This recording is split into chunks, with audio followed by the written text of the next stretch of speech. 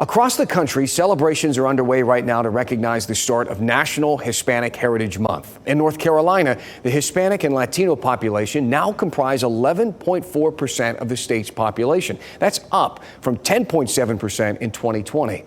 WRL's Laura Levine takes us to the La Fiesta Del Pueblo festival, celebrating the growth of diversity and culture in our state.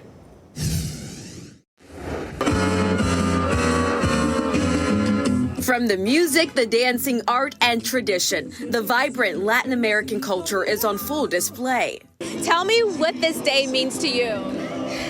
Is to show where I'm coming from, Bolivia, and to show my culture, my traditions, and tell to the world we are here. Flags representing different nationalities waving ferociously on this windy day.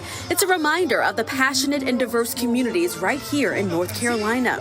It's more important than ever just to be accepting of people and just understand where everyone comes from. Jamie Turnick came with his daughter. Well, she's so young, and I'm an immigrant myself. I came from Russia in 97. I think it's very important that she gets to know all the cultures. The La Fiesta Del Pueblo celebration began 30 years ago in Chapel Hill with only 1,000 people in attendance. Now more than 25,000 people are taking over downtown Raleigh. When this event first started, it was one of the few events where the Latina community could come together. And now it really just shows that we make up a vibrant part of North Carolina. There's so many diverse groups in North Carolina, and that just keeps growing and growing. For those who left their home countries for a better life, or those who grew up in the U.S. hoping to connect to their roots, attendees tell me it's a safe space.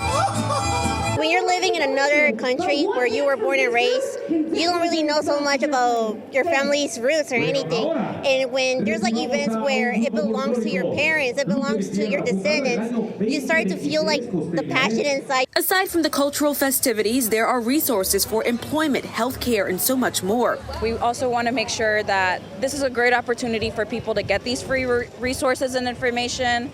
Some people may not have health insurance or may just not know the language. So here we have it in a culturally specific way. And on the heels of the upcoming election, every vote counts. This year's event highlights voting and civic engagement, shining a light on the issues that matter the most to these marginalized communities. A lot of people feel underrepresented, not being heard.